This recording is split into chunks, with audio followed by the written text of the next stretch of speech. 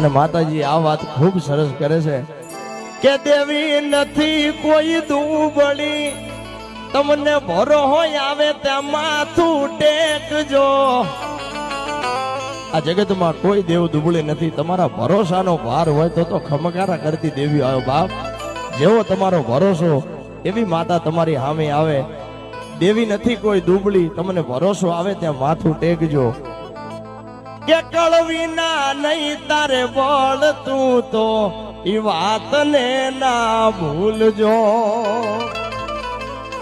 અને કોઈ કાપડે આવેલી દેવું હોય એને રાજી રાખજો।